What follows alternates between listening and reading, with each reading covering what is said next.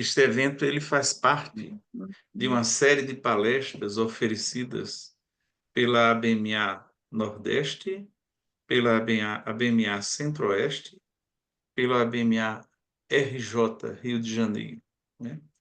A ABMA Nordeste encampa a subseção de Fortaleza, em João Pessoa, em Aracaju, em Recife e Salvador. E o intuito dessas palestras é divulgar conteúdos antroposóficos à população que possam ser úteis, né, que tenham utilidade prática. E, ao mesmo tempo, em divulgando esses conteúdos, também vamos lentamente formando novos grupos daquilo que a gente chama do curso básico de antroposofia. Então, o curso básico de antroposofia, ele é destinado a qualquer pessoa de qualquer profissão acima de 21 anos de idade, né, que tenha necessidade ou interesse de entrar em contato com esse material da antroposofia de uma forma a entender os conceitos mais básicos, e também ele serve de pré-requisito para a formação de médicos, dentistas, farmacêuticos, que, depois de fazerem o curso básico, continuam seus estudos dentro da antroposofia nas respectivas áreas. Então, esse ano nós vamos ter um longo programa, né? Mais ou menos uma vez ao mês, ou às vezes até 2 vezes ao mês, nós vamos ter essas palestras com os mais variados temas, que são temas de interesse bem prático. E hoje eu tenho a felicidade, né, de coordenar essa situação e ter que apresentar uma grande colega, né, a doutora Heloísa Oliveira, que é da ABMA do Rio de Janeiro, uma pessoa que tem formação em 2 áreas da antroposofia que são muito importantes no sentido do entendimento do ser humano. Ela tem uma formação muito bem feita no processo da medicina antroposófica, que ela exerce já há muito tempo. Ela tem uma formação original como otorrinolaringologista, mas quando você aprende a medicina antroposófica, você quebra um pouco essas fronteiras da especialidade e atua hoje, digamos, quase como uma clínica geral no Rio de Janeiro e às vezes em outras cidades. Ela é uma professora das formações, tanto das formações básicas como da formação médica, e, além de tudo, ela é também formada naquilo que a gente chama de aconselhamento biográfico. Além de formada nesse processo, ela é uma das pessoas que está apta a fazer a formação de outras pessoas. Então, durante um certo tempo, ela trabalhou nesse processo de formação de novos alunos em aconselhamento biográfico. Atualmente deve estar fazendo novos grupos, né? Então, tanto atua na área da medicina antroposófica, da clínica, do dia a dia, como também faz atendimento nessa situação do aconselhamento biográfico. Além de tudo, é uma mergulhadora de alta performance, né? Sempre que pode estar visitando umas praias belíssimas, fazendo inveja a gente, adora mergulhar, né? E adora animais também, e é uma pessoa que tem muita coisa a nos dizer sobre esse tema específico de hoje, né? Que é um tema que diz respeito a uma coisa que é quase pandêmica no nosso mundo, que é a alergia. A alergia é muito forte no nosso mundo por fatores os mais diversos, né, que ela vai discorrer ao longo da palestra, e nós contamos, né, com a presença de todos vocês, e se vocês tiverem dúvidas depois da palestra, vocês podem usar o chat para fazer perguntas, né, porque a gente tem que explorar esse conhecimento, que é uma doação muito bonita que a Heloísa faz na noite de hoje. E eu desejo a todos um excelente programa, tá? Que vocês sejam muito felizes nessa palestra, e quero agradecer às presidentes da ABMA Centro-Oeste, Rio de Janeiro, que é a própria Luísa, que é a atual presidente do Rio de Janeiro, e do Nordeste, a doutora Jaqueline, que não pôde vir, mas está representada aqui pela doutora Débora Costa, pelo convite de fazer essa abertura. Uma excelente palestra para você, Luísa. Vamos em frente. Obrigado.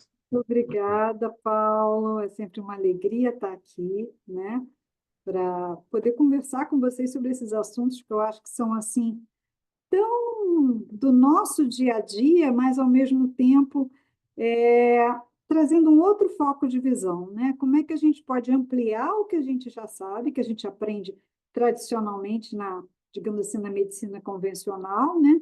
E trazer, digamos assim, esse olhar que a antroposofia traz, que faz a gente perceber as coisas um pouquinho diferentes, né? Então, eu vou compartilhar aqui uma tela com vocês, para a gente começar. Então, gente, eu gosto muito de trabalhar com imagem. Eu gosto muito de trazer as coisas que, de uma certa forma, não é tão assim no literal. Então, eu gostaria que vocês entrassem um pouco comigo nessa viagem. A gente começa pela formação do ser humano, né? Eu amei esse desenho na Capela Sistina. Dá para fechar o som aí? Senão a gente tem uma concorrência. Então, assim, essa, né, é a criação do homem na Capela Sistina, né, conforme já falaram. E nesse momento, então, né, segundo Gênesis, soprou em suas narinas o fôlego de vida, né?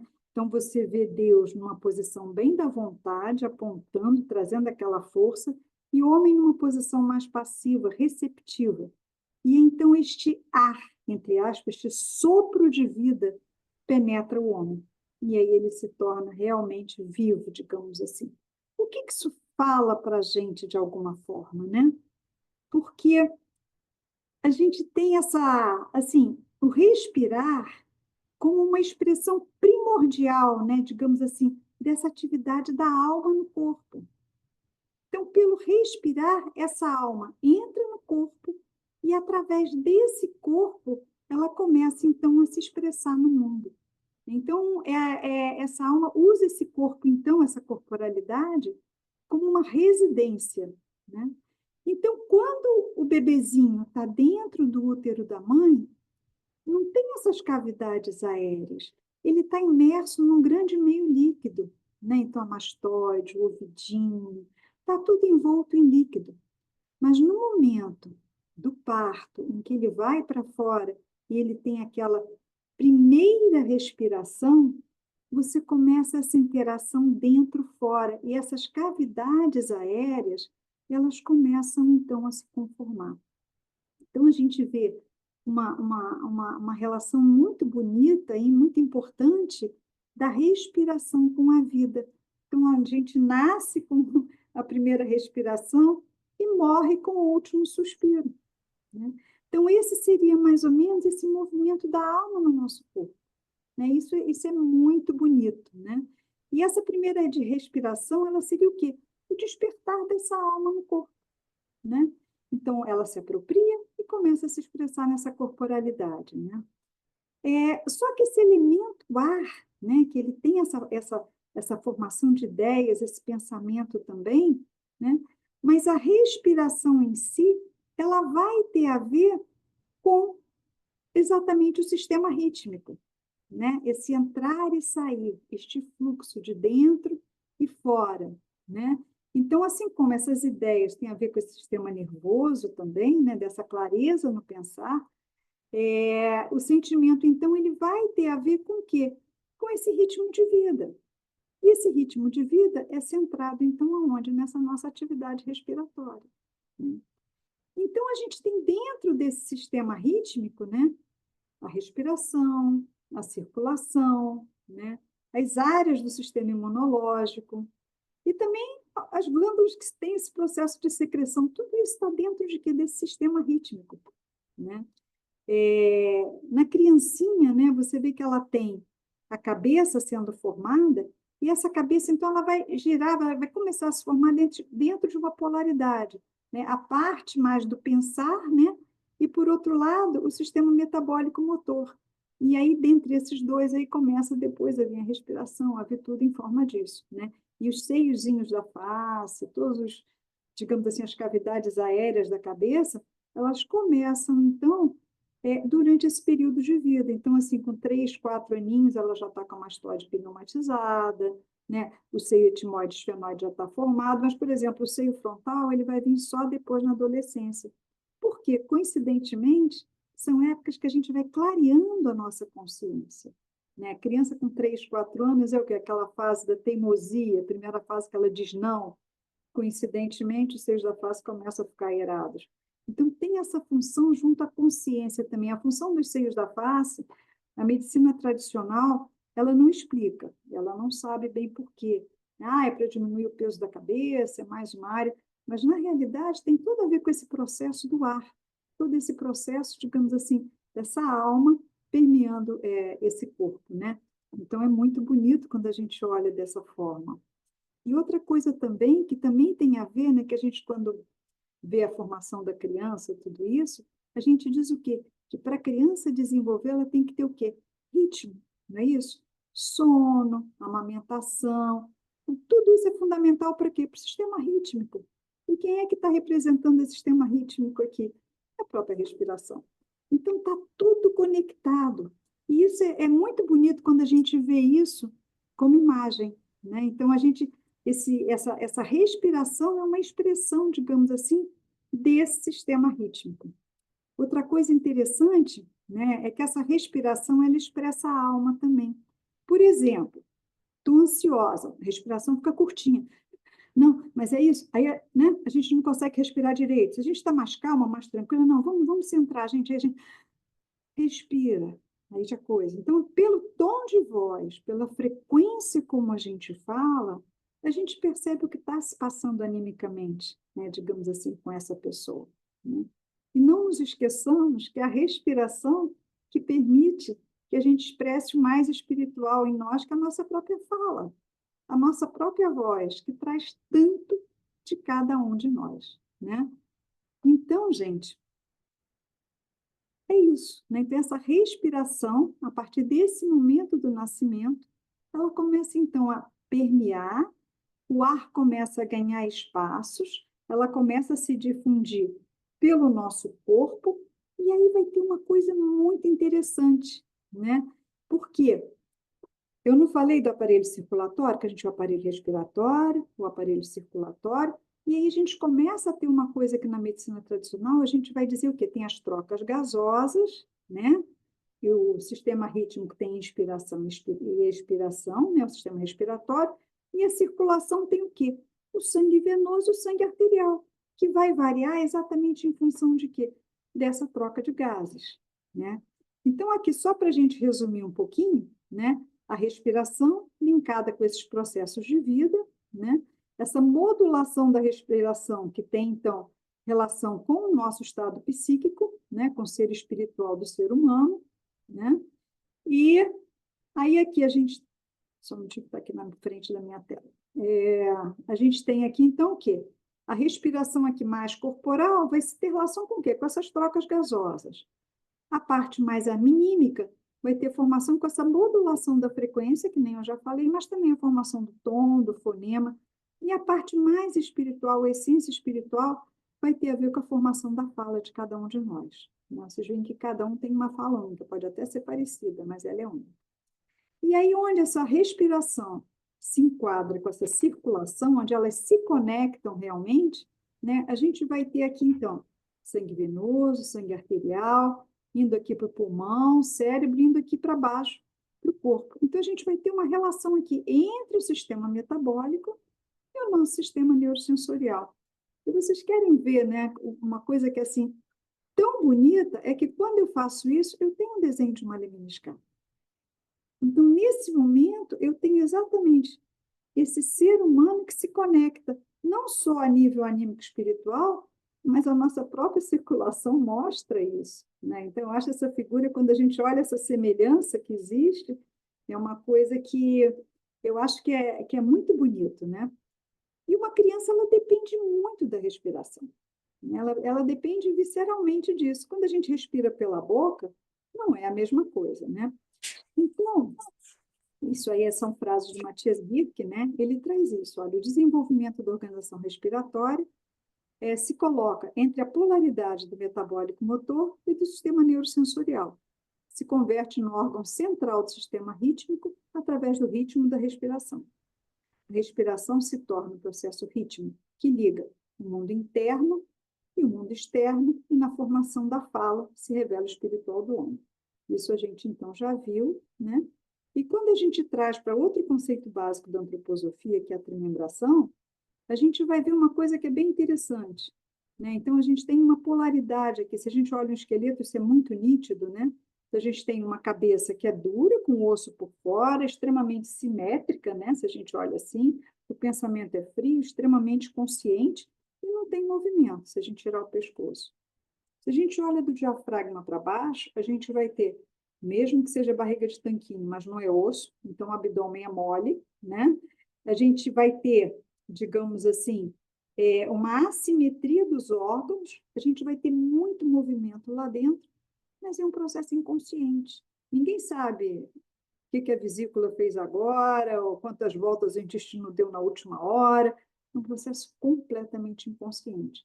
E quando a gente pega o tórax, a gente tem uma costela assim, uma costela não, uma costela assim, uma costela não, dois órgãos, coração e pulmão, que fazem a troca. Um entre sistema neurosensorial metabólico e o outro entre externo e interno, né? Então, aí, é um processo de semiconsciência, porque o pulmão, eu consigo, para mergulhar, aprender a respiração, faço uma apneia, mas o coração a gente não consegue controlar. Então, nesse sistema rítmico, a gente tem exatamente essa mediação dos dois sistemas.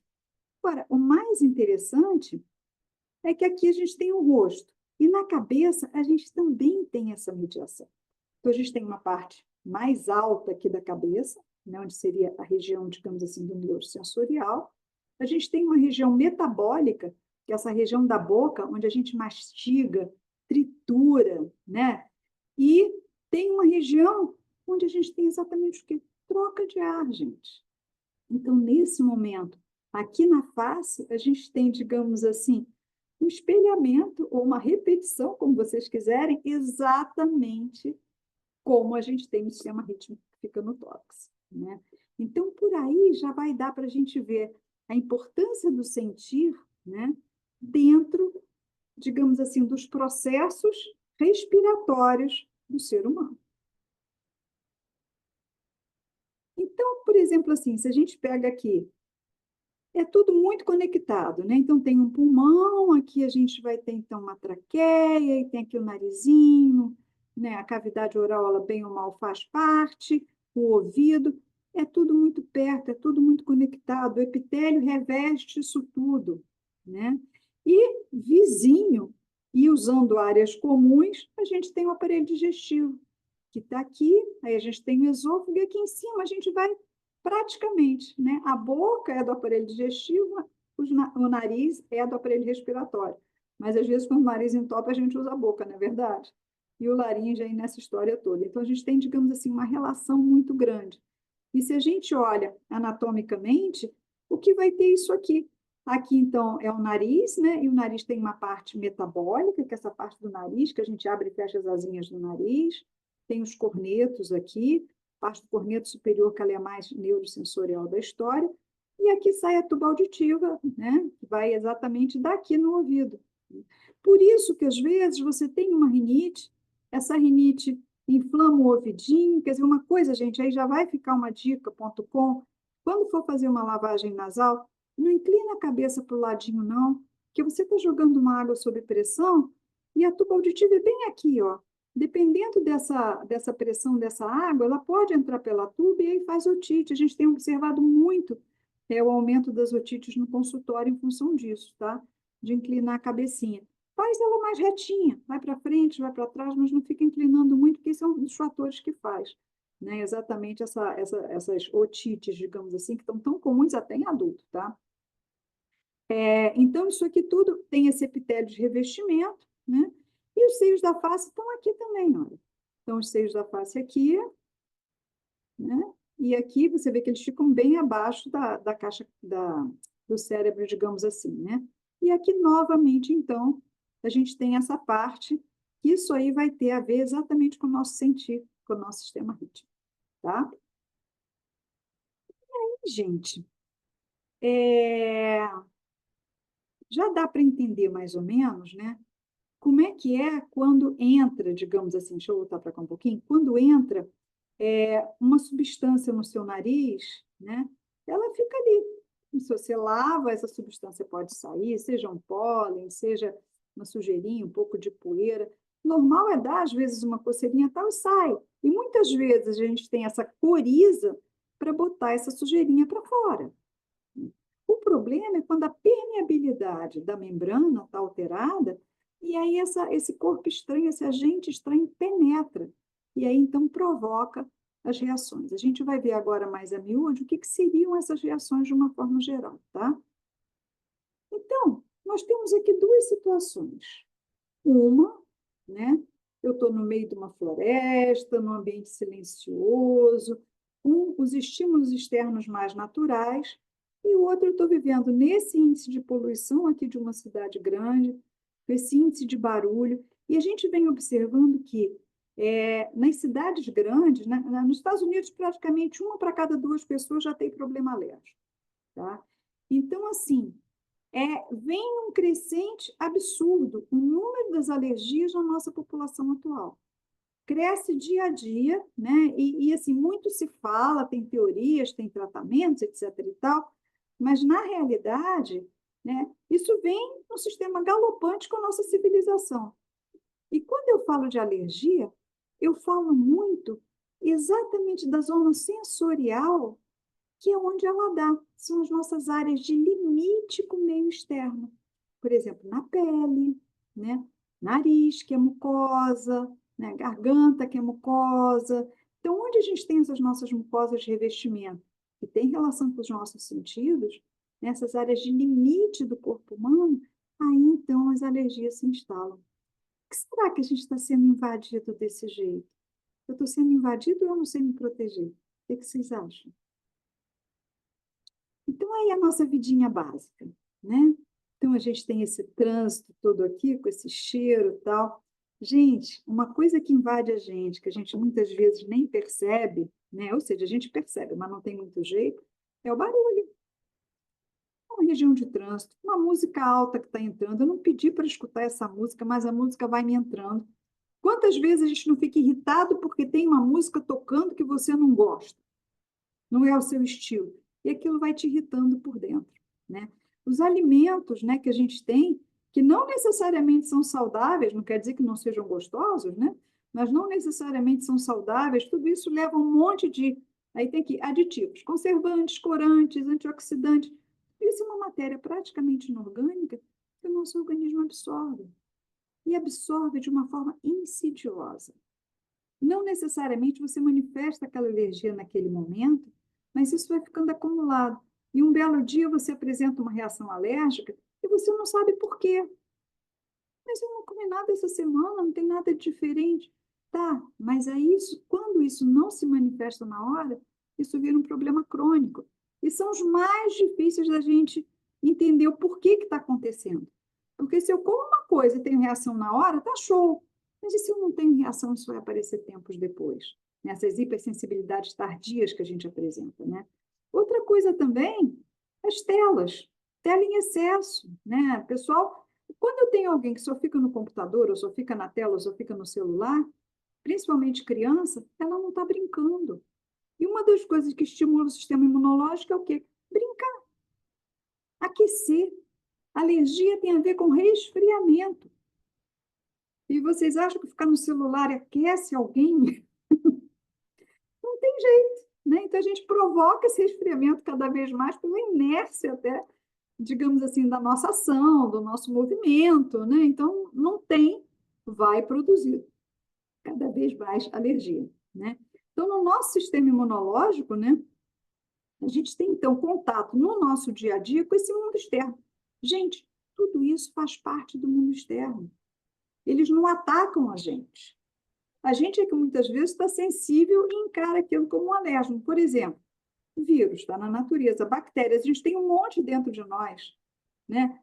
Fungos, bactérias, germes, a gente tem também poeira, pó, mofo, alimentos, pelo de gato, pólen, picada de inseto, tudo isso vive na natureza. A natureza tem tudo isso. Alguém já foi até para o mato que não tinha um inseto que pudesse morder, uma formiga, que não tivesse um pólen, que não... Sabe, então, são coisas que são inerentes ao ambiente do ser humano. Então, não tem como evitar tudo isso. Né? É uma coisa difícil. Agora, se eu não tenho como evitar, será que eu tenho como me defender? Para começar, o que é saúde?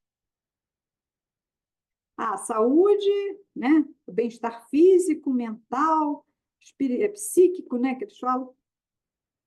Isso é saúde? Dura quanto tempo? Saúde é equilíbrio, gente.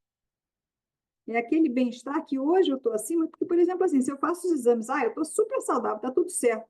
Se eu tiver um problema latente, que semana que vem aparece o problema.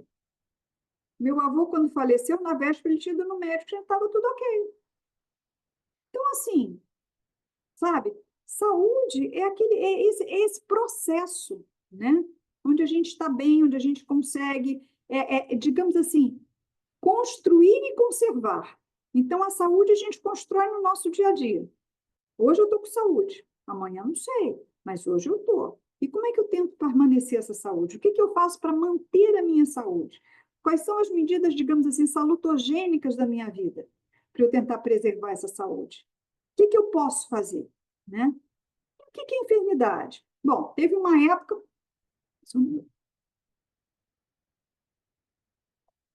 que se dizia que enfermidade era um castigo de Deus, é coisa do demônio, é porque você tem culpas, então fica doente. Mas a gente sabe que não é isso, né? Então, enfermidades são processos que a gente tem no nosso organismo que muitas vezes tem uma causa até anímica, psíquica, tudo isso, e eles vêm até para ajudar a gente a determinados momentos da vida, a gente exatamente a tomar as rédeas, né? Como é que eu consigo conviver com isso?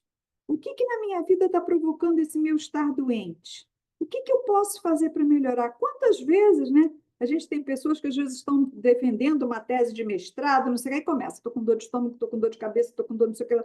Isso é saúde? Entendeu? Mas é uma coisa que a gente tem que passar. Então, como é que a gente lida com isso no nosso dia a dia? Né? Agora, atualmente, a gente tem uma tendência que a culpa é do outro. A culpa está lá fora. O pó que me deixa doente.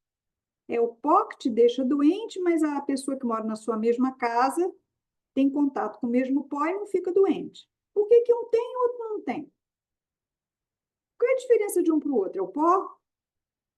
Não, é como eu reajo a isso. Então, gente, é legal a gente pensar que as coisas não estão fora de mim. Mas o que eu posso fazer por mim para reagir menos a tudo isso? Como é que a gente consegue virar essa chave de alguma maneira, né? E a gente tem aqui digamos assim, na alopatia, remédios muito eficientes. Você dá um corticoide, passa na hora. Você dá um antialérgico, passa na hora, né? Então, tudo que a gente toma, a nossa medicina tradicional, ela é anti. É o antitérmico, é o antialérgico, é o antirrefluxo, é o antihipertensivo, né? E na alergia, são remédios que bloqueiam os processos. O que não quer dizer que você tenha ficado curado. Porque daqui a pouco você vai ficar doente de novo. Porque você está bloqueando, você não está tentando reagir de alguma forma. Porque a alergia em si, né, digamos assim, essa reação inflamatória é uma reação normal do nosso organismo. O ser humano não é um ser de calor, não é? Nós não somos gelados, ser humano totalmente gelado é um defunto, é um cadáver. Aí sim, totalmente frio. Posso confiar em você? Aí é totalmente frio. Só um minuto, gente, por favor. É totalmente frio. Então, nós somos seres de calor. O calor no nosso organismo implica em quê? Formação de reações. Quando a gente faz o processo digestivo, a gente tem o quê? Um processo em que a gente produz calor. A gente produz uma certa inflamação no nosso organismo. Toda vez que, digamos, eu tenho um agente externo que eu reajo contra ele naturalmente, eu provoco um processo inflamatório, insidioso, para combater aquilo de alguma forma. O ser humano precisa de alguns processos inflamatórios no organismo dele. É claro que não vamos chegar na polaridade de inflamar todo, que aí realmente não é normal. Mas o processo de inflamação, ele faz parte do nosso organismo também. Então, o responsável pela alergia, quem seria? Quem é que seria esse responsável? Como o meu organismo enfrenta? Como é que o meu organismo reage a esse processo? Isso seria realmente o que seria importante. Como é que eu reajo? Como é que eu processo isso? Né? Então, isso seria a base, digamos assim, dessa alergia. Uma reação normal a um processo externo é normal. É aquela diferença. Digamos, eu estou aqui e eu cheiro uma flor, dá aquela coçadinha no nariz, escorre uma aguinha, ou seja, o pólen chegou ali, meu narizinho lavou com aquela secreção, eu estou bem. A outra cheirou a mesma flor e começa a espirrar sem parar, começa a coçar o nariz e começa uma série de outras coisas, né? Então, a minha imunidade provavelmente está melhor e a dela está pior. Ela tem uma permeabilidade de mucosa maior do que a minha, mas é um processo interno, porque o pólen é o mesmo para as duas, tá? Então, gente, essas reações são normalmente nos nossos órgãos limítrofes, que nem eu falei, né? Então, você tem as vias aéreas superiores, você tem a pele, você tem a parede do intestino, mas são paredes, é o que limita meio externo com meio externo, né? Essa respiração, então, ela vai ter a ver com essa permeabilidade, que nem eu já falei, né? E a gente tem um outro processo que é muito interessante, que é a digestão. Então, na digestão, o ser humano tem um tipo de albumina, né, que é uma proteína, que é diferente da do boi, que é diferente da galinha, que é diferente do peixe, que é diferente do ovo. Então, cada um desses tem um tipo de albumina diferente. Só que a albumina é um ser vivo, né? Ela vem de um ser vivo. E aí eu não posso ter em mim uma albumina bovina ou do ovo, alguma coisa. O que, que vai acontecer? O meu organismo vai ter este processo, né, de inflamação natural dele, quando ele faz esse processo digestivo, e vai quebrar essa albumina todinha, até um aminoácido, tudo isso, que então ela passa a ser absorvida no sangue naturalmente. Se isso não é absorvido no sangue, ou seja, se consegue, digamos assim, não chega ao final desse processo de decomposição, e uma parte disso não é bem digerida e passa para o sangue mesmo assim, o sangue tem que se livrar disso de alguma forma. E aí, muitas vezes, ele manda para onde? Para a pele, para ser eliminado através do suor. Só que, dependendo, faz uma reação cutânea, e aí a gente tem os processos de urticária. Então, vocês veem como tudo se conecta, tá? E um outro processo que é muito interessante é a febre. Porque se esse processo sai do local e passa para o generalizado, eu não falei que a gente precisa se aquecer? A febre é um hiperaquecimento. Ela tenta aquecer a nossa temperatura para combater esse processo estranho que está entrando no nosso organismo. Então, com isso, né, ela é um processo de defesa. É claro que eu não vou deixar ficar com 39 graus, etc. e tal, mas uma febre 37,5 por aí, né, máximo 38, a gente pode tentar suportar para que o nosso organismo aprenda a se defender, porque ele só vai se defender se ele tiver como reagir. Se a gente pega, né, a criança, porque a criança começa a desenvolver o sistema imunológico dela, ela nasce com ele bem fraquinho, e aos poucos ela vai ganhando isso, né? Se eu pego essa criança e não deixo esse organismo ser reativo, se eu dou um monte de remédio para bloquear a febre, para bloquear isso, para bloquear aquilo, ela não consegue desenvolver esse sistema imunológico. Só que se a gente não consegue desenvolver esse sistema imunológico, a tendência de ter alergia, ou pior ainda, de parar de reagir aos estímulos, é muito maior, né? Então, olha, o Kirk traz que as doenças alérgicas se manifestam predominantemente nas superfícies limitantes do organismo com o mundo exterior. Elas levantam a questão sobre as restrições na capacidade de formação de limites, ao nível corporal e também ao anímico. Ou seja, como é que estão esses limites na minha vida? Como é que eu consigo lidar com esses limites? Porque, assim, o processo alérgico é uma ruptura de limite. E como é que eu lido com isso? Será que eu estou sabendo respeitar não só os meus, mas o do outro também? Porque isso é uma atitude interna minha, né? Então, assim, criança vem, o ideal é que ela tenha contato com esse mundo, né? Brinque com terra, consiga pular na natureza, fazer tudo isso, porque cada vez que ela faz isso, ela vai exercitando esse sistema imunológico dela. Ela vai ganhando forças, digamos assim, né? Exatamente para poder reagir melhor. O aleitamento materno é maravilhoso, porque fornece exatamente uma base muito forte sobre esse ponto de vista imunológico. A criança passa a ter menos, digamos assim, suscetibilidade a desenvolver problemas alérgicos, tudo isso. É claro que se a mãe não tem leite, alguma coisa, vai ter que ser substituído, mas idealmente, se ela tem essa capacidade, se ela foi agraciada com esse dom, vamos usar, gente. Agora, tem um detalhe hoje em dia que é muito triste, assim, é esse aleitamento materno. Porque, por exemplo, aqui você tem um contato da mãe com o bebê o tempo todo. E esse olhar da mãe para a criança, essa interação, nutre profundamente. E o que nutre fortalece. Se eu estou com o meu bebezinho no colo, lá, ele mamando o peito como se fosse uma mamadeira, e eu olhando o celular, qual a interação que tem entre a mãe e o filho? Como é que eu crio esse vínculo nutridor da alma? Isso, gente, gera problemas depois, vocês não têm dúvida disso. A sucção que o bebê faz também ajuda em todo esse processo de aeração da face, né? Isso ele vai ter exatamente com o sugar da mama também, que é muito importante. Então, a gente tem, né? Digamos assim, pode ter um excesso de forças dissolutivas, né? Que então é esse processo aqui mais inflamatório no organismo, né? Desse sistema metabólico, que aí dá um entorpecimento da consciência, como eu posso ter também um processo de excesso de neurosensorial, né? Trazendo então esse processo frio, essa neurastenia e uma sensorialidade exacerbada, aquela pessoa que qualquer coisa ela toma um estímulo, dá aquelas rinites secas, sem secreção, fica tudo ressecado, isso é normalmente por excesso de neurosensorial. Só que muitas vezes, com isso, a gente faz um processo inflamatório compensador. Então, aquele cara que pensa muito, daqui a pouco ele está com sinusite. Sinusite faz o quê? Entorpece a consciência. Né? Então, você tem digamos assim, esse equilíbrio entre o metabólico e o neurosensorial. Né? Você tem essa, digamos assim, essa compensação. Né?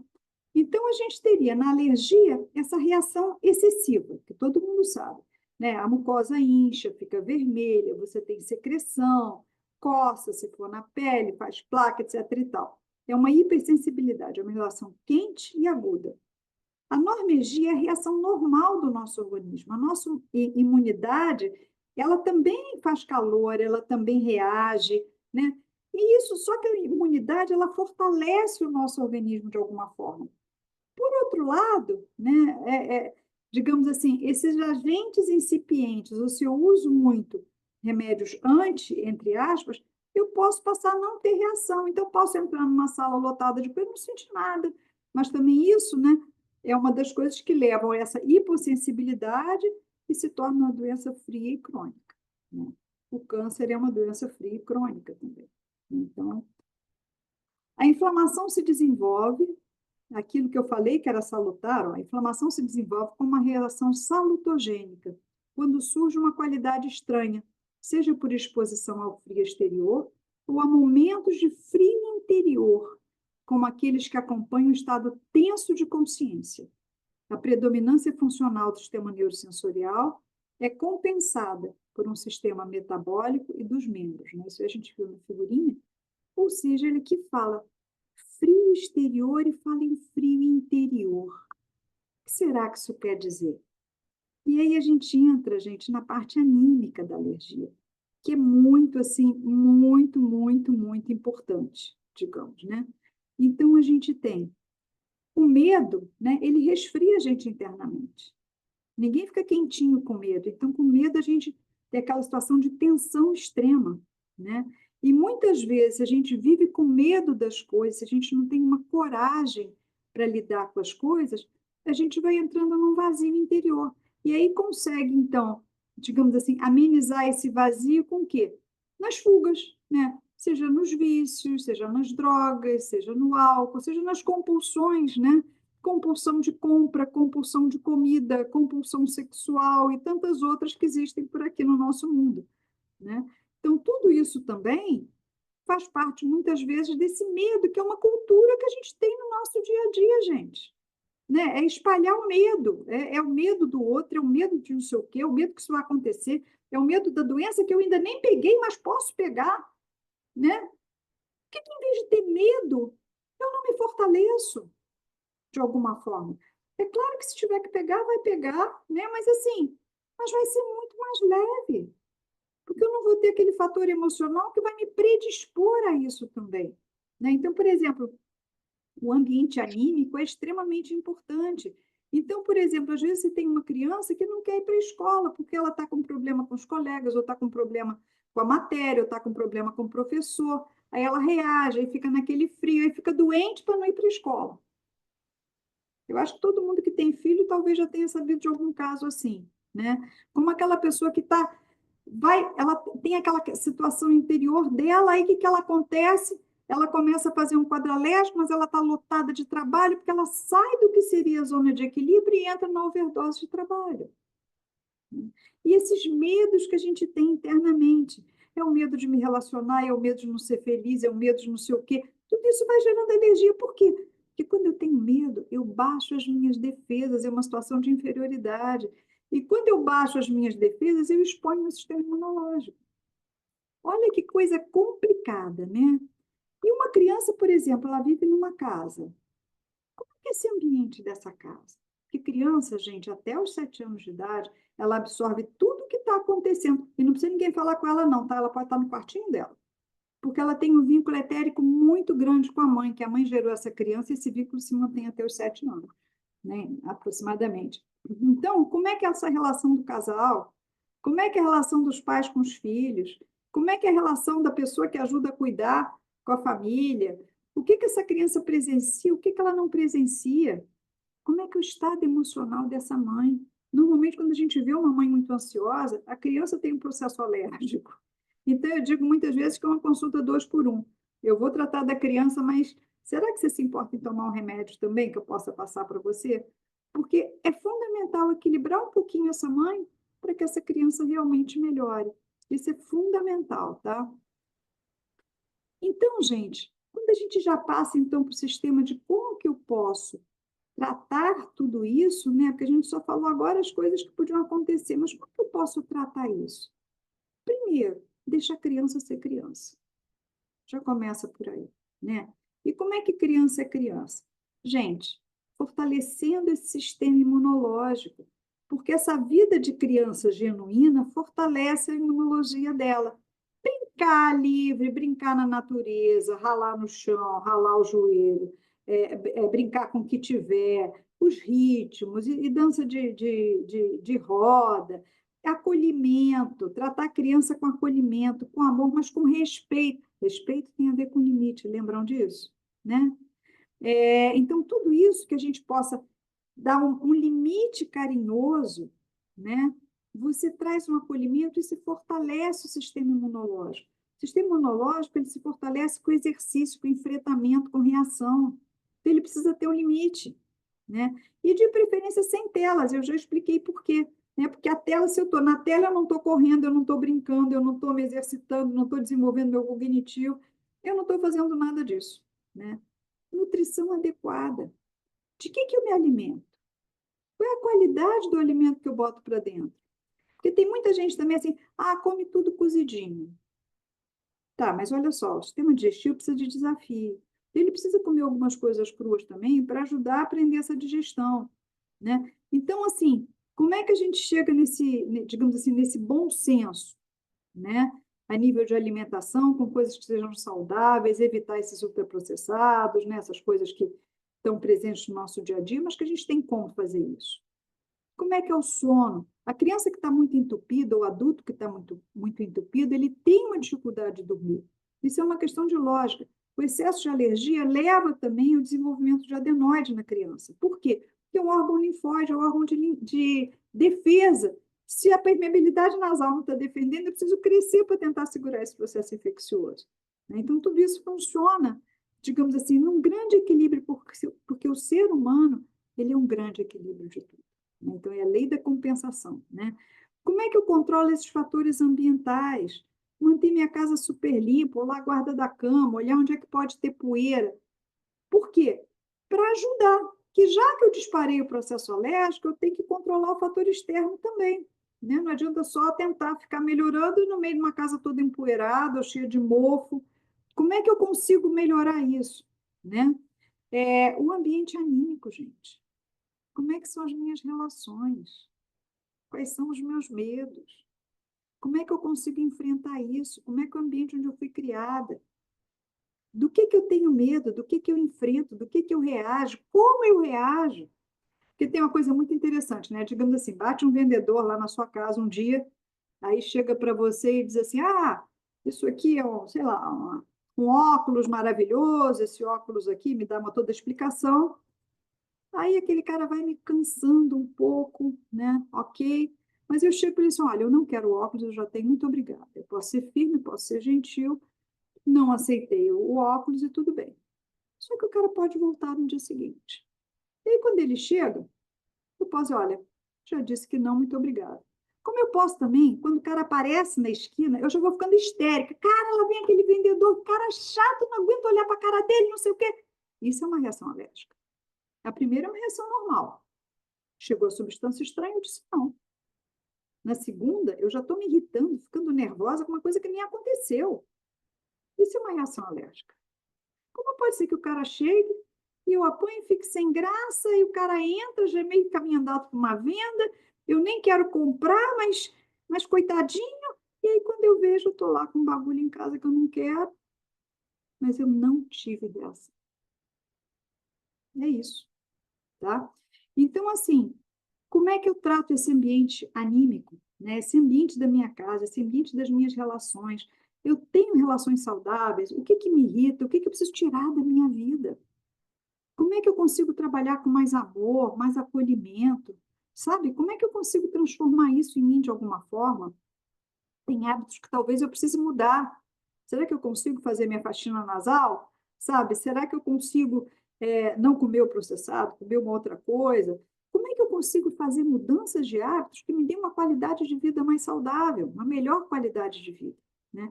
Outra coisa, às vezes a criança e o adulto estão muito bem, obrigada, aí vão passar o final de semana na casa de não sei quem, não sei aonde, aí volta em crise. Logicamente, a casa do outro não tem a mesma condição de higiene que você está mantendo na sua. Às vezes o clima é diferente, né? Então, se está em crise, gente, pelo amor de Deus, não vá. Porque senão vai piorar. Não tem o que fazer, né? Como é que eu consigo isso? Às vezes, não pode para natação porque tem ouvido, mas o pai que deixa nadar na piscina gelada. Isso é outra coisa. Resfriamento. A gente já não linkou ao frio. Então, gente, resfriamento propicia todo o processo alérgico, né? Como é que eu consigo manter essa criança mais aquecidinha, né? Como é que eu consigo fazer isso, né? Então, aquecer as extremidades, lidar com esse excesso de resfriamento, a lavagem do nariz para limpar essa mucosa, para evitar que esse alergeno penetre nessa mucosinha, né? Os remédios anti, eu já conversei com vocês, contra os remédios, por exemplo, tem substâncias que a gente usa na antroposofia que podem fortalecer esse processo alérgico, né? Fortalecer o organismo contra a alergia, como a equinácea e várias outras, que vão ajudar. O remédio da antroposofia ele não é anti, ele ajuda o organismo a reagir, o que é completamente diferente esse mecanismo de ação e ajuda a fortalecer esse processo imunológico, né? Muitas vezes a gente precisa fazer um test drive, a gente precisa parar de usar a substância um tempo, porque às vezes a gente não consegue ver a relação dela com o processo. Para de usar 15 dias, um mês. Como é que você ficou? Melhorou? Ficou legal? Usa de novo. Ah, piorou de novo. Então, tira essa substância que ela está te dando problema, né? Ou então, alguns alimentos você tira e depois tenta reintroduzir pouco a pouco para ver se aquilo volta a ter reação. Já na parte, por exemplo, assim, o canto ajuda muito. Por quê? Porque ajuda a permeabilizar melhor essas vias aéreas. Então, o canto, muitas vezes a terapia artística, porque ajuda a trabalhar o sentir, né? Vão trazer esse benefício. Agora, o que é muito importante nisso tudo, gente? Trabalhar a consciência. Qual é a parte que me cabe? O que sou eu? O problema não está fora, gente, o problema está dentro. Né? Como é que eu trabalho essa consciência? Como é que eu consigo estabelecer os limites? né? Como é que eu consigo dizer não a coisas que acontecem no mundo externo e que me invadem de alguma forma? Como é que eu consigo fazer isso, né? Na biografia, a gente consegue, então, ver essa história de vida, ver quais são as reações, ver onde que tem limite, onde não tem, para a gente, a partir desse momento, então, se apropriar e ter um nível de consciência maior sobre quem eu realmente sou, né? Então, tudo isso, gente, são processos, digamos assim, do terapêutico que a gente pode fazer em relação ao processo da respiração, em relação aos processos de alergia. Tem muita coisa para falar, né? Mas eu quis trazer hoje aqui exatamente essa imagem, né, do que seria esse processo respiratório e do que seria esse processo alérgico e qual a importância da gente, cada um de nós, se fortalecer e ajudar as crianças também a fortalecer esse sistema imunológico, tá bom? Então, era isso que eu tinha para trazer para vocês, tá? Pronto, voltei. Maravilha, né? Dá vontade de ficar escutando a noite inteira você, Luísa. Que assunto interessante e instigante, né? Para todos nós. Alergias, né? E a antroposofia traz esse outro lado, né, que não é aquele lado tão, né, é isso, né? Então, assim, eu acho que é bonita essa imagem, né? Muitos outros fatores, né? Que talvez quem está assistindo agora pode perceber o quanto a dimensão, né, do processo alérgico não é tão simples, mas também tem algo a fazer um pouquinho, cada um fazer um pouquinho, talvez a coisa resolva com mais facilidade, né? Muito legal. E aí a gente pode pensar agora, se alguém tiver alguma pergunta para a doutora Heloísa, aproveitar essa oportunidade, né? Essa grande oportunidade, a gente pode repassar para ela nesse momento. No chat, no momento, não temos nenhuma pergunta, mas se alguém estiver fazendo, então, no primeiro momento, agradecer realmente a doutora Heloísa por essa disponibilidade, né? Surgiu uma perguntinha agora, da Luciene Mendes. Pode lavar o nariz com soro fisiológico quantas vezes ao dia? Luciene, assim, o mínimo é 2 vezes, tá? Porque, assim, na hora que você acorda e na hora que você vai dormir. Por quê? Porque, digamos, durante o dia eu fui juntando esses alergenos todos, né, que são da nossa civilização, digamos assim, né? Fui juntando, eles estão lá na minha mucosa nasal. Na hora de dormir, todo esse muco sujo, digamos assim, que está no meu nariz, eu estou levando para o sono. Quando eu levo para o sono durante a noite, nos seios da face, aquilo tudo é trabalhado, fazendo o quê? Mais muco, tá? Então, se eu lavo o nariz, ao menos na hora que eu acordo, na hora que eu vou dormir, eu quebro esse ciclo. Porque aí o que acontece? Eu começo o dia com o meu nariz limpinho, né? E antes de dormir, eu limpo o nariz para que não tenha nada para lavar à noite. Deu para entender? Então, ao menos 2 vezes ao dia é essencial, tá? E fazer uma lavagem bem feita, isso é fundamental, tá? Ótimo. A Carla Vanessa pergunta: procurar respirar mais pelo nariz que pela boca ajuda a ter uma melhor respiração? Com certeza, porque a boca ela não é o órgão para a gente respirar. Ela é, digamos assim, o step, entendeu? Por quê? Porque quando eu respiro, digamos assim, ó, fiz assim, ó, né? Acabei de respirar. O ar entrou, né? Quando o ar entra, ele é aquecido, por isso que a gente tem aqueles cornetos todos, essa mucosa super vascularizada que traz aquele aquecimento. Ele é umedecido dentro desse nariz todo.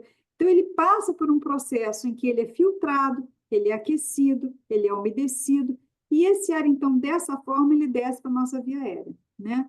Quando eu respiro pela boca, primeiro, eu tenho um buraco muito maior que o buraco do nariz. Então, entra aquela quantidade de ar, só que ela entra sem filtro, sem aquecimento, sem umedecimento. Então, com o tempo, né, você começa a fazer alterações, digamos assim, das próprias vias aéreas, você piora o processo alérgico, tudo isso em função da respiração bucal, né, que acontece. Né? Então, assim, o ideal é sempre tentar respirar pelo nariz, tá? O Gilmar pergunta: a cirurgia de correção do nariz é recomendável para uma qualidade melhor da respiração? Você está falando de cirurgia de septo, é isso? Deve ser, me corrigir, Sei, né? nariz. E tem mais de um Uhum. tipo de cirurgia, por isso que eu estou te perguntando. Ele Tá. falou exato. O que Uhum. acontece? O septo nasal, o nariz, ele é um órgão que vai crescer sempre, tá? Você vê que às vezes você vê aquele idoso com aquele narigão, quando era bebê não era desse tamanho não, sabe? Mas vai crescendo a vida inteira. Então, o que acontece? Ele vai se adaptando. Às vezes, né, a indicação de cirurgia de septo, você mexer no septo, não necessariamente você vai melhorar a sua respiração, vai depender o quanto isso te incomoda. Então, por exemplo, qual é a indicação de septo? Porque praticamente 95% da população tem desvio de septo. Porque um septo certinho, perfeito, ninguém tem, tá? Agora, o quanto isso te incomoda? Por exemplo, eu já tive um cara que era atleta, né? E era corredor, etc e tal, ele tinha um desvio de septo aqui mais posterior, que nunca atrapalhou a vida dele. Ele disse, não, doutor, eu falei, mas eu tive indicação cirúrgica, mas isso não me incomoda. Eu preciso operar? Não, você já me respondeu, não lhe incomoda. Não preciso operar. E eu já tive uma outra pessoa que era uma cantora lírica, soprano, né? E aí, com um desvio pequeno de septo que ela tinha, ela não conseguia atingir uma determinada nota que ela queria. Tem indicação cirúrgica? Tem. Então, assim, o quanto eu me adapto e o quanto isso me incomoda. É claro que um septo, teoricamente, mais reto, você vai melhorar a sua permeabilidade nasal, porque o que acontece, às vezes, é um lado ser diferente do outro, um lado entope mais do que o outro, mas você tem sempre dois fatores. Um é o fator mecânico do septo e o outro fator é o corneto que cresce e diminui, por causa dos benditos processos inflamatórios de reação que a gente tem no nosso organismo, né? Então, se eu apanho, acho que só o septo vai resolver, às vezes é melhor tratar a alergia primeiro, tá? Não sei se eu respondi. Então, a doutora Heloísa, excelente exposição. Pode nos ajudar com considerações sobre medicamentos que apoiam o metabolismo e, consequentemente, melhora no quadro respiratório alto? Obrigada desde já. O que acontece muitas vezes é que não tem, dentro da antroposofia, um remédio fixo para o processo alérgico. Você viu que eu tratei ali um polo mais neurosensorial, outro polo mais metabólico, então, dependendo de como essa alergia se apresenta, eu posso entrar com algumas substâncias, tipo berberis, silícia, quartzo, etc. e tal, ou posso entrar, por exemplo, com genciana, processos amargos. Então, assim, depende muito de cada paciente. E depende muito do sentir do paciente, do ambiente que o paciente está. Então, por exemplo, quando vai no meu consultório, eu não vou me ater à queixa alérgica dele. Eu vou querer saber quem é essa pessoa que, nesse momento de vida, está apresentando esse processo. Porque se eu consigo equilibrar esse sentir de alguma forma, normalmente a alergia também melhora de alguma forma, porque eu consigo fortalecer esse paciente por uma outra via. Então, assim, então não tem receita de bolo, tá? O paciente tem que ser olhado naquela hora e conforme for o que a gente percebe, a gente medica tanto o processo alérgico, mas medica o sentir também. Muitas vezes passa um amargo, né? Que tem vários, a genciana eu falei porque é um processo que tem relação exatamente com esse processo respiratório dentro do metabólico, que vai trazer exatamente essa, digamos assim, essa permeabilidade desses sistemas, tá? Mas eu já falei alguns remédios que podem influenciar. Maravilha. Então, a pergunta, bolsinhas embaixo dos olhos, tem a ver com alergia? Pode ter ou não, né? Tem bolsinhas que são exatamente pelo envelhecimento, que você vai formando aquelas bolsas, mas também quem acorda com o olho inchado, né? Ou se incha o olho durante o dia, pode ter a ver com o processo alérgico também, tá? A Carla Vanessa pergunta, em crise de falta de ar, quais exercícios emergenciais que posso fazer para regular meu sistema respiratório? Olha só, crise de falta de ar. Isso assim, você tem de 0 a 10, né? Você tem desde a pessoa que dá aquela relacionada, tipo uma ansiedade, alguma coisa assim, até o cara que vai para lá na emergência com edema de glote, né? Ou uma crise de asma super violenta. E é o que eu estou falando, você tem medicação, né, que exatamente vai trazer essas forças para o sistema metabólico, vai tentar ancorar no metabólico, né, para que você libere esse neurosensorial e esse sistema rígido. Por exemplo, a asma ela é ligada mais ao sistema neurosensorial, embora seja dentro do processo respiratório. E tem muita influência de fator anímico na asma, né? Então, a asma ela traz aquela compressão exatamente do nosso sentir, né? Então, tem tudo isso envolvido, né? E aí, realmente, eu acho que tem que conversar legal para a gente tentar perceber o que está acontecendo, tá? Maravilha. O Fabrício pergunta: Olá, qual a relação da respiração ao longo da vida em situações de nascimento natural e cesarianas? Olha só, como é que eu posso te falar? Respirou. Claro que o parto normal é sempre preferível por todo o processo que a criança passa ali, que já é, gente, um grande processo de desafio para nascer, né? Ela tem que se comprimir, ela tem que entrar no canal, né? Ela tem que passar por aquilo tudo, né? É um túnel, digamos assim, para ela sair. A outra, ela sai mais livre. Então, digamos assim, o desafio do parto normal é maior que o desafio da cesárea.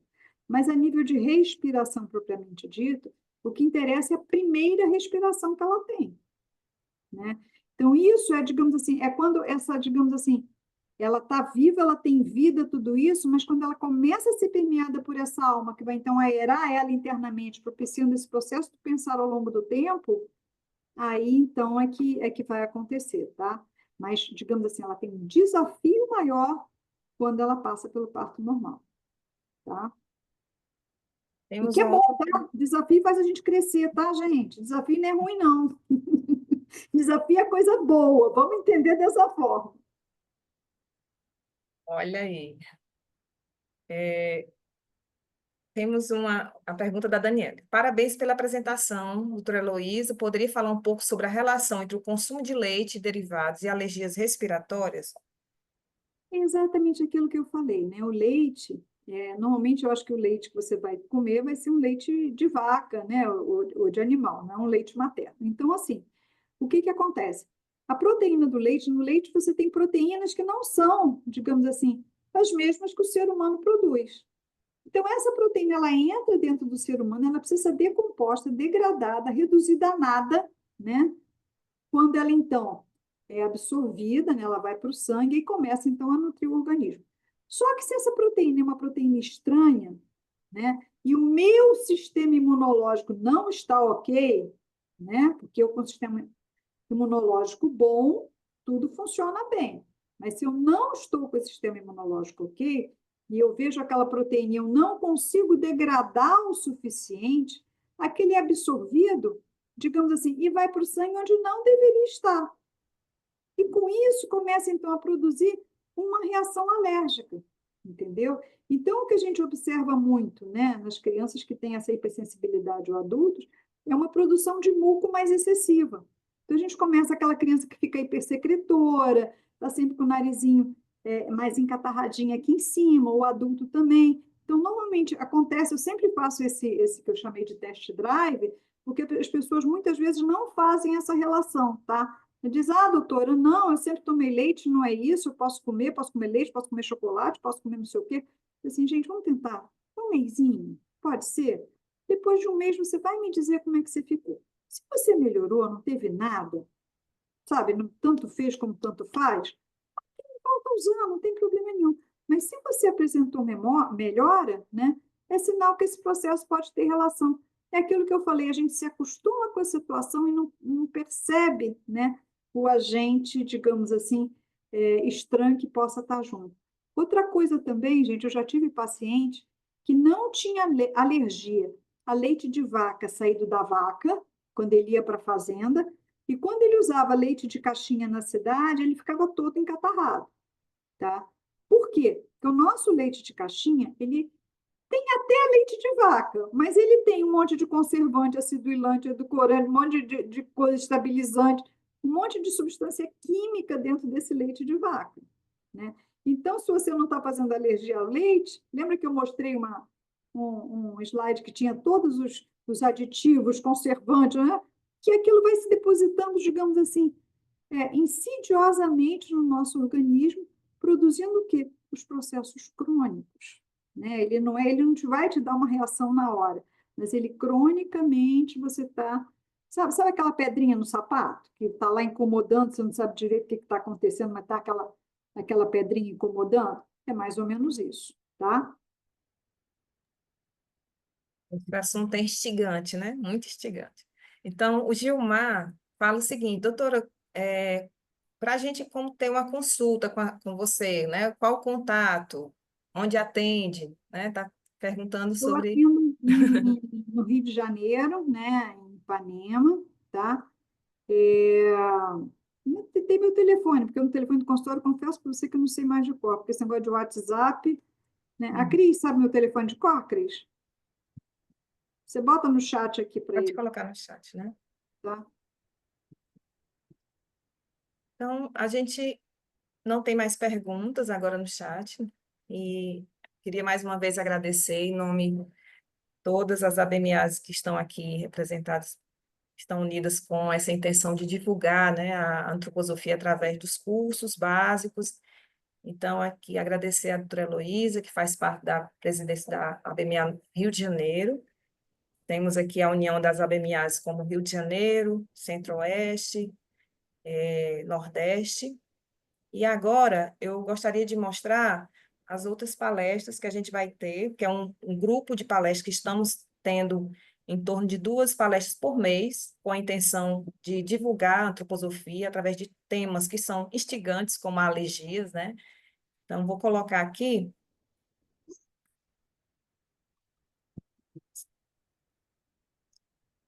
Apareceu aí direitinho? Apareceu, Olha aí. Então, a gente teve agora Respirando Melhor, né, com a doutora Heloísa, e a nossa próxima palestra será Envelhecer Bem, uma necessidade da época, com o doutor Michel Iari, no dia 8 de abril. Então, teremos outras palestras durante esse período para divulgar esses temas, né? Teremos tireoide, um olhar ampliado com a doutora Anne Jaqueline, no mês de abril também, no dia 22 de abril. Teremos o significado do sono em nossos dias, porque dormimos, né?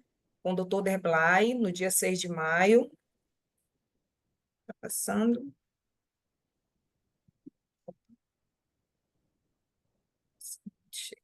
Está passando todos. eu vou voltar, Débora. Está passando, deixa eu ver aqui o que Para aconteceu. frente. Acabou. Acabou. Calma. Vocês estavam cantando Vitória, né? Pronto, só um minutinho. A intenção dessas palestras, gente, é exatamente a gente trazer a antroposofia sobre um ponto de vista mais prático, né? Coisas do nosso dia a dia, como é que a gente pode trabalhar isso com o olhar da antroposofia, né? Para vocês conhecerem um pouquinho mais. Vai, Ana Débora. Então, teremos ainda em maio, saúde mental, ampliação pela medicina antroposófica, no dia 20 de maio, com o Dr. Cláudio Teles. Homeopatia e antroposofia, o que tem em comum, com a doutora Maristela, no dia 3 de junho. Medicamentos antroposóficos, com a Karina Badaró, dia 17 de junho.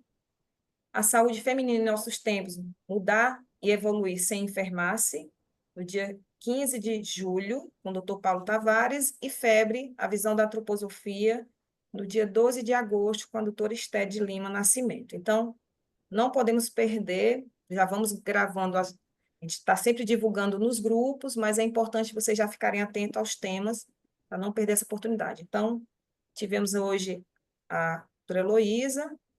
Próximo seria Envelhecer Bem, uma necessidade da época, seria no dia 8 de abril, no Dr. Michel Iari. E aqui nós temos a divulgação dos cursos básicos, que a intenção realmente da gente estar divulgando a antroposofia através das palestras, a fim de que todos possam saber que a cada estado estamos iniciando cursos básicos. O próximo curso básico será no Rio de Janeiro, iniciando em julho de 2025. Doutora Heloísa, quiser falar alguma coisa a respeito? É o curso básico de antroposofia, onde a gente vai pegar, então, todos eles são iguais, tá? Assim, nesse sentido do conteúdo, a gente dá exatamente esses princípios básicos, esses fundamentos da antroposofia, que permitem que qualquer área de atuação, então, consiga enxergar isso sobre uma outra ótica, né? Consiga ampliar isso, né? E depois, né, para quem é médico e tal, a gente consegue, então, fazer, então, a formação em medicina antroposófica, né? Então, esse curso básico agora vai começar em julho aqui no Rio de Janeiro. Maravilha. Aqui é o curso básico de antroposofia aqui no Ceará. Fortaleza, a gente já começou, a turma foi esse final de semana com o módulo com o Dr. Paulo Tavares. Estamos dando continuidade. Próximo módulo vai ser agora não, abril, né? E então, quem for de Fortaleza, tiver parentes, amigos, podem divulgar. E estamos aqui com as inscrições abertas ainda para receber pessoas até o segundo módulo, terceiro módulo, ainda podemos receber inscritos, né? E em Aracaju também já começou o primeiro módulo, foi em fevereiro, mas eles estão indo para o segundo módulo, então também estão recebendo inscrições. Então, cada estado, estamos tendo cursos básicos já acontecendo, iniciaram agora, esse início do ano, mas temos ainda a possibilidade de entrar pessoas. Então, vocês possam divulgar com amigos, familiares. Em Salvador também, vai iniciar em abril, então fica a dica para aqueles que querem. E em João Pessoa está acontecendo também, o primeiro módulo já aconteceu, e o segundo módulo também já vai ser nesse próximo mês. Então, quem tiver amigos, familiares, por favor, vamos repassar as informações, que seria interessante esse conhecimento chegar o maior número de pessoas, né? E aqui seria Goiânia. A Maristela quiser falar alguma coisa sobre o curso de Goiânia. Bom, Goiânia a gente começa agora em agosto, final de agosto. É o nosso 7º curso básico. E estão todos convidados. Quem mora aqui próximo de Goiânia, em Goiânia, o curso é presencial, mas é um curso maravilhoso, tá? E o contato, o telefone de contato está aí, é a Neumar. E os módulos são 10 módulos, um final de semana a cada mês. E temos também em Brasília, né, Ana? Próximo. Sim. Pronto. O curso de Brasília já está em andamento, já está na metade, então é um curso que as pessoas não podem entrar mais, mas fica a dica, a hora que acabar esse, em outubro de 25, já começará provavelmente novembro, dezembro, já deve começar um novo curso, tá? A gente sempre tem esses cursos, Brasília mesmo é o 13º curso, então a gente tem básico, porque depois desse, como diz a Ana Débora, a gente sempre tem os cursos para médicos. Então é isso, gente, estão todos convidados, quem conhecer alguém, quem for de Goiânia, Brasília, aqui nessa região bonita, maravilhosa, Centro-Oeste, o coração do Brasil, Exatamente. convidados, inclusive o pessoal de outras regionais, pode vir, aqui tem hotéis maravilhosos, podem vir, tá, gente? Onde não tiver curso, é um lugar que não tem curso, vocês podem vir, tá bom? Estão todos convidados. É isso aí. Próximo módulo, próxima palestra, o Dr. Michael. Pronto. Próxima palestra já foi falado, mas frisando, envelhecer bem é uma necessidade da época. Estão todos convidados, não esqueçam essa data. Muito obrigada, em nome de todas as ABMAs, e até a próxima palestra.